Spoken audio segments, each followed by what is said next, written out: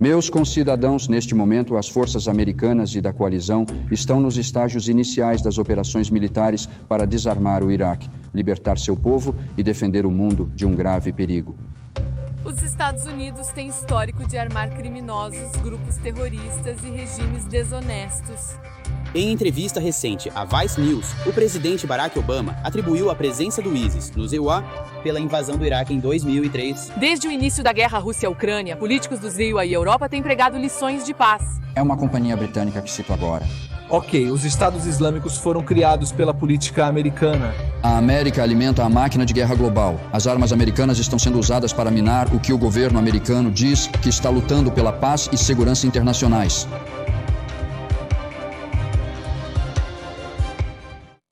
Olá a todos! Desde que a guerra Rússia-Ucrânia começou, vocês devem ter visto todos os políticos do Zelensky e da Europa pregando lições de paz para o mundo.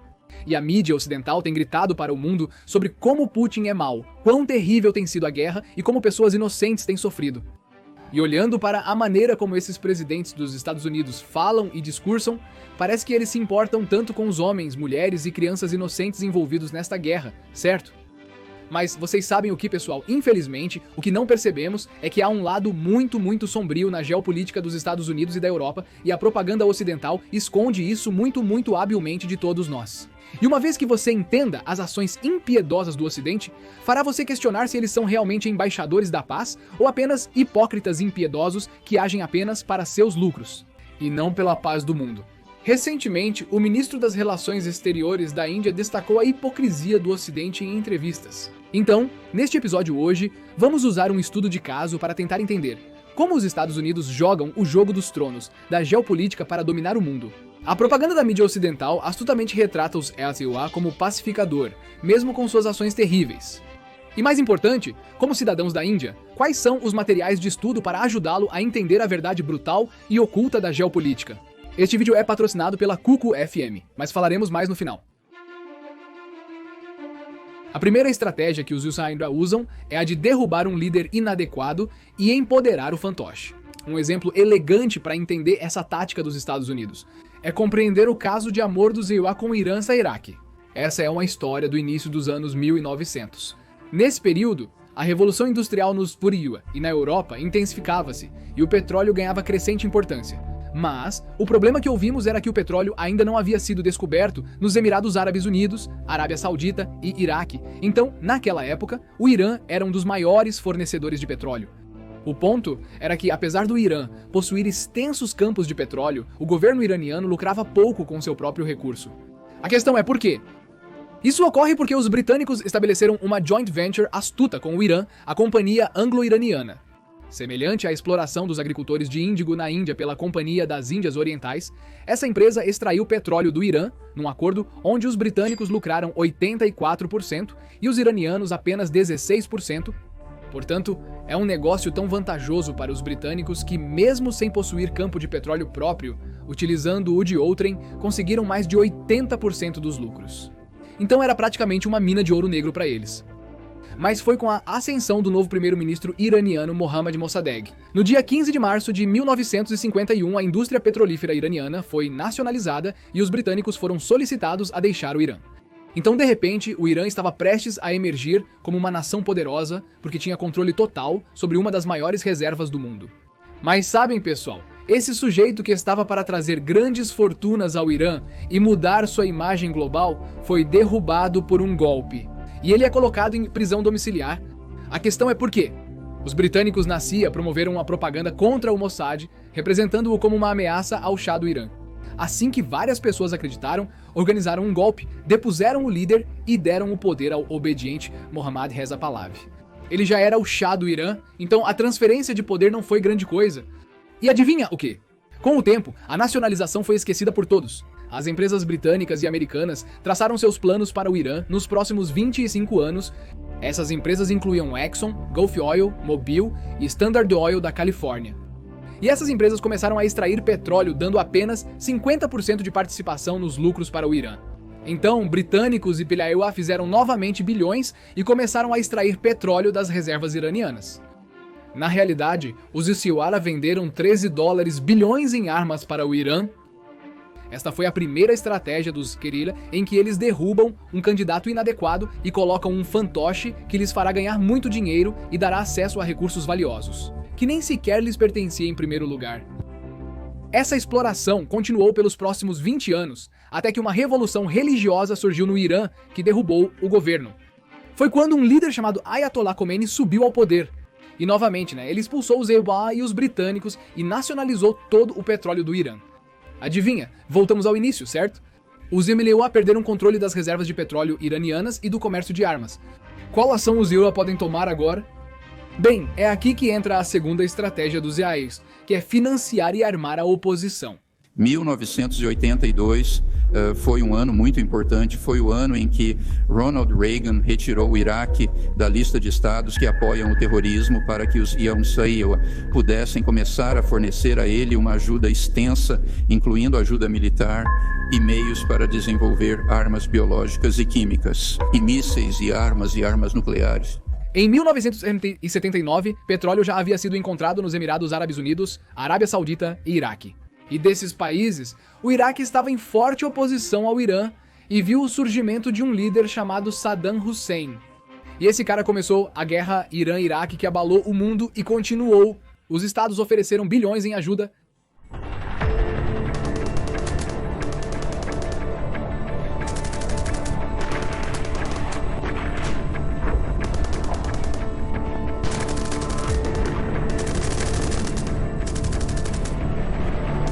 De dólares para o Iraque. Isso ao invés de derrubar o governo no Irã. A partir de 1983, os sob a presidência de Ronald Reagan, financiaram e forneceram armas ao Iraque, inclusive com inteligência militar, visando derrotar o Irã. O apoio total se deu na casa dos bilhões de dólares. Então você vê o que ocorreu aqui. Ambos os lados da guerra venderam armas dos EUTs. E agora, pessoas e propriedades sofriam danos e a economia colapsava em ambos os lados. Mas os Estados Unidos lucraram independentemente. Então, finalmente, após 8 anos de guerra, 500 mil de vidas foram perdidas, outro 1 milhão de pessoas ficaram feridas e o custo econômico da guerra ultrapassou $1 trilhão, devastando as economias tanto do Irã quanto do Iraque. Agora, tenha em mente que durante todo esse tempo, Saddam Hussein era um ditador impiedoso que massacrou centenas de milhares de pessoas. E havia até estimativas que diziam que ele matou perto de 2,5 lakh de pessoas no processo de um genocídio. Usou até armas químicas e gases tóxicos para eliminar o exército iraniano. Mas durante todo esse tempo, os Essere, apesar de saberem de tudo isso, continuaram dando assistência ao Iraque. E isso levou a uma das guerras mais sangrentas da história humana. E eventualmente o dano econômico impediu tanto o Irã quanto o Iraque de se tornarem uma superpotência do petróleo. Mas sabe de uma coisa, pessoal? Foi aqui que surgiu uma pequena reviravolta. Assim como em qualquer outra guerra, a guerra Irã-Iraque destruiu as economias de ambos os países e Saddam Hussein havia tomado um empréstimo enorme, tanto quanto 37 bilhões de dólares da Arábia Saudita, Emirados Árabes Unidos e outros. E após a guerra, ele não estava em condições de pagar os empréstimos e, coincidentemente, durante esse tempo, até a OPEP baixou o preço do petróleo, que estava levando a economia do Iraque à ruína. E foi aqui que algo louco aconteceu. Do nada, Saddam Hussein decidiu invadir o Kuwait, que é a 6ª maior reserva de petróleo do mundo. Embora a maioria acreditasse serem apenas ameaças vazias, o evento ocorreu em 2 de agosto de 1990. Saddam apostou. Se era parte de um plano para capturar os suprimentos mundiais de petróleo, se ele marcharia para a Arábia Saudita, a América não esperou para ver. O Iraque não será permitido anexar o Kuwait. E isso não é uma ameaça, é uma jactância, é apenas como vai ser. A coalizão levou apenas 100 horas para destruir as forças iraquianas no Kuwait. Nas horas antes de Bagdá se render, os poços de petróleo do Kuwait foram incendiados pelo exército em retirada de Saddam. O Kuwait, que produzia 5 milhão de barris de petróleo por dia antes da guerra, em março de 1991, não podia produzir nenhum. Agora, os Estados Unidos se voltaram contra Saddam Hussein, que antes apoiaram. Então a ONU formou uma coalizão de 35 países e expulsou o exército iraquiano do Kuwait. Então, novamente, muitas armas, muito sangue, muitas mortes e muitos danos.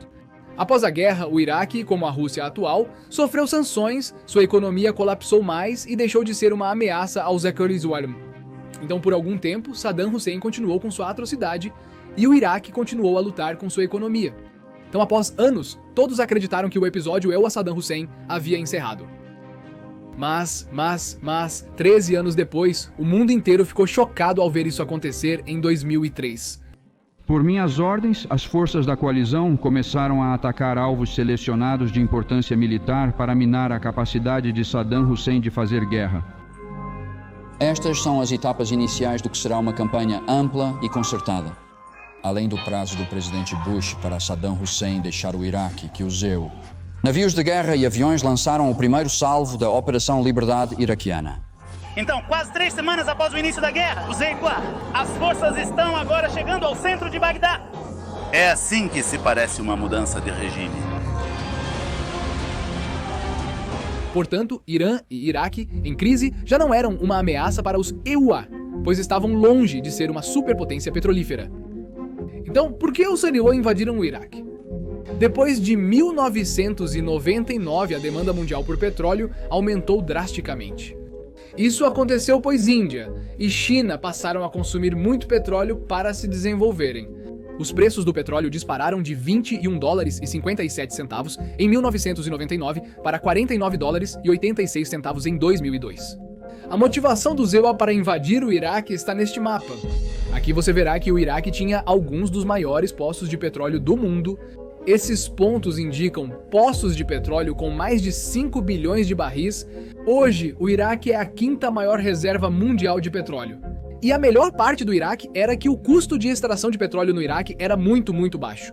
Segundo o estudo de 2004 na Arábia Saudita, a extração custava $4 por barril. No Irã, era de $4,50 por barril. Na Rússia, custava $7 por barril, enquanto no Iraque, o custo de extração era tão baixo quanto $1 a $1,50 por barril. Então, novamente, era uma mina de ouro negro esperando para ser extraída. Agora, a questão é como os Ebunibara justificam a invasão de um país economicamente fraco e inofensivo.